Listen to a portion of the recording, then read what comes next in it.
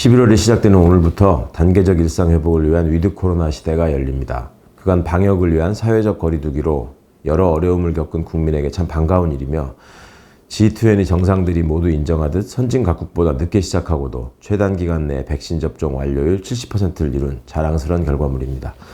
무엇보다 우리 국민들의 적극적인 참여와 의료진의 헌신이 있었기에 가능한 성과입니다. 앞으로도 방심하지 말고 정부의 방침을 믿고 따르며 건강하게 새로운 일상의 활력을 찾아나가야 하겠습니다. 이 시점에서 수구 야당과 일부 언론은 방역 정책의 발목 잡기로 일관하던 스스로의 행태를 돌아보고 깊이 반성해야 합니다.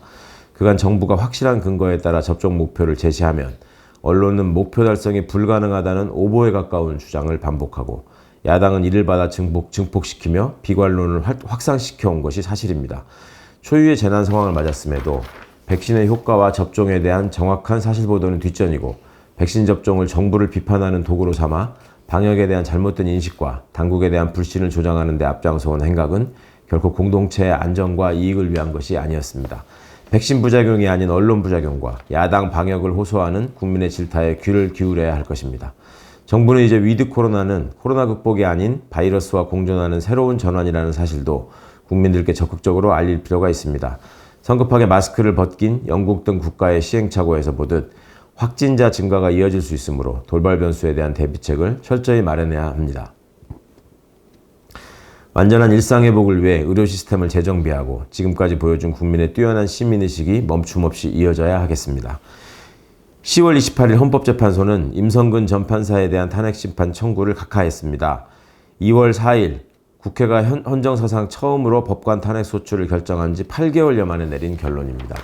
재판관의 다수 의견은 이미 퇴직했으니 파면할 수 없고 그 이유를 살필 필요도 없다는 것입니다. 매우 형식적이고 소극적인 판단입니다. 헌법재판소는 법치주의와 민주주의의 관점에서 법률의 위헌성을 제거하고 고위공직자의 위법한 직무집행을 통제할 책임이 있습니다. 그럼에도 이번 결정을 통해 궁극적으로 헌법소호와 국민의 신임에 관한 법관의 책임을 규명하여 위헌 여부를 판단해야 한다는 국민의 기대를 외면한 것입니다. 이처럼 헌재는 본분을 저버리고 위헌적 공권력에 대한 통제 기능을 외면했고 결과적으로 임기가 있는 부패한 공직자의 직위를 시간만 끌면 보전할 수 있다는 오해를 낳을 수 있는 결론을 내렸습니다. 결국 대부분 법관 출신인 재판관들의 제 식구 감싸기라는 비판을 완전히 떨쳐버릴 수 있을지 의문입니다. 재판 독립의 의의나 법관의 헌법적 책임 등을 규명하면 앞으로 발생할 수 있는 법관의 재판상 독립 침해 문제를 사전에 경고해 예방할 수 있다고 한 유남석, 이석태, 김기영 재판관의 소수 의견에 주목해야 합니다. 퇴직 여부와 무관하게 위헌 위법 행위 여부를 판단하는 것이 법관의 임기제와 연임제의 본래 취지에 부합한다는 지적은 향후 유사 사건을 이끄는 나침반이 되어야 합니다.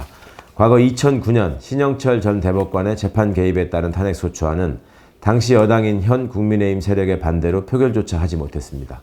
결과적으로 신영철은 대법관 임기를 모두 채웠습니다. 이렇게 수구 동맹의 방해로 재판 개입을 단죄하지 못한 역사가 양승태 대법원의 사법농단으로 이어져 오늘날 법관의 탄핵소추로 이어진 것입니다. 그럼에도 헌재는 이렇듯 엄중한 역사적 명령에 귀를 닫고 말았습니다. 공정과 정의를 잃고 국민의 법감정을 무시한 채 헌법 정신을 외면하는 사법기관은 반드시 개혁되어야 합니다. 뿌리부터 철저하게 검토해서 반드시 악성 물질을 제거하겠습니다. 4년 전에 이미 기소를 유예한 사건을 꺼내어가며 간첩 조작 사건의 피해자를 다시 괴롭히려 보복 기소를 감행한 검사의 공소권 남용으로 유우성 씨는 다시 7년간 고통을 이어가야 했습니다. 이렇게 철저히 본분을 벗어나 권력을 남용하고도 성찰하지도 반성하지도 사과하지도 않는 검사들의 뻔뻔함은 스스로 처벌받지 않을 것이라는 확신이 있기 때문입니다. 그러니 반드시 처벌해야 합니다. 스스로 하지 않는다면 국회가 나서서 탄핵할 것입니다. 주권자의 뜻을 거스른 사적 보복 집단에 대한 정의의 응징을 결코 주저할 수 없습니다. 법무부 장관과 검찰총장의 결자 해지를 촉구합니다. 이상입니다. 국회는 국정감사가 끝나고 이제 2022년 예산심의를 하게 됩니다. 각 상임위별로 정부 각 부처 예산을 심의하며 예결위에서는 정부가 제출한 작년보다 8.3% 인상된 604조 예산안을 동시에 심의 진행합니다. 오늘 정부 예산 공청회로 본격 심의 일정이 시작됩니다. 제출된 정부 예산안은 8.3% 증액되었음에도 불구하고 팬데믹 고통과 유례 없이 심화된 불평등 양극화를 해소하는 데 한참 못 미치는 예산안입니다. 이는 사회복지 분야 예산 증가율이 전체 예산 증가율 8.3%보다 낮은 5.7%에 그칠 뿐 아니라 2018년 이후 가장 낮게 책정된 것에서도 단적으로 드러납니다. 경제성장 둔화, 급속한 고령화, 비정규직 및 플랫폼 노동자 증가, 맞벌이 증가로 인한 아동 돌봄 수요 증가 등 팬데믹 이전부터 나타난 사회적 요구에 코로나 장기화로 더욱 가속화된 보건, 돌봄 등에 대한 사회적 필요를 담아내지 못하고 있습니다. 더욱이 더 이상 미룰 수 없는 기후위기 대응을 위한 대전환을 준비하는 예산안이라는 점에서도 턱없이 부족합니다. 불평등 해소에 소홀한 미래산업 투자 집중은 오히려 불평등 강화의 원인이 될 수도 있습니다. 내년에는 양극화에 내몰린 국민 고통을 실질적으로 덜어내는 정부 정책이 가능하도록 예산안이 짜여져야 합니다. 현재 2022 교육과정 개정 논의가 진행되고 있습니다. 교육과정 개정은 무엇을 어떻게 가르칠 것인가를 정하는 일입니다.